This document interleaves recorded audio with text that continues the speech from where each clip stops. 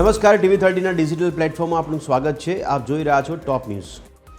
Sleeper Vande Bharat આરા junction પર રોકાશે।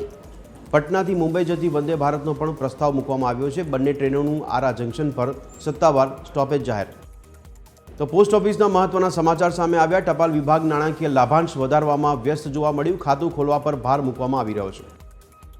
મુંબઈમાં ભારે વરસાદ સાથે નવા વર્ષનું થયું સ્વાગત। દિલ્હીમાં પણ વરસાદ પડી શકે તેવી આગાહી IMD દ્વારા કરવામાં આવી છે આગાહી। તો નવા વર્ષ પર શ્રદ્ધાની લહેર નોંધાઈ છે। દેશભરના મંદિરોમાં ભક્તોની ભારે ભીડ ઉમટી પડી। પાર્ટી કરવાને બદલે પ્રાર્થના અને પૂજા સાથે વર્ષની કરાઈ શરૂઆત। ઇન્દોર દૂષિત પાણી કૌભાંડ। મંત્રી કૈલાશ વિજયવર્ગીયે મીડિયા પર આકરા પ્રહારો કર્યા। વિડીયો વાયરલ થયા બાદ માફી માંગી। તો સરકારની તિજોરી છલકાઈ। ડિસેમ્બરમાં GSTની આવક 6.1% વધી, 2.5 લાખ કરોડ થઈ। ચાલુ નાણાકીય વર્ષમાં અત્યાર સુધી 16.5 લાખ કરોડની સરકારને GSTની આવક।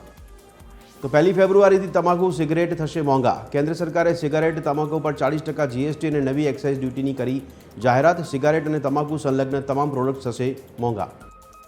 દેશવાસીઓને કેન્દ્ર સરકારે આપી ખુશખબર। 15 ઓગસ્ટ 2027ના રોજ દોડશે દેશની પ્રથમ બુલેટ ટ્રેન। સુરતથી બિલીમોરાનો હશે રૂટ। કેન્દ્રીય રેલવે મંત્રીની જાહેરાત। તો અમદાવાદના ફ્લાવર શોને મળ્યા 2 નવા Guinness book of world record. વિશ્વના સૌથી મોટા ફ્લાવર મંડલા અને સૌથી મોટા સરદાર વલ્લભભાઈ પટેલના ફ્લાવર પોર્ટ્રેટને અપાયો।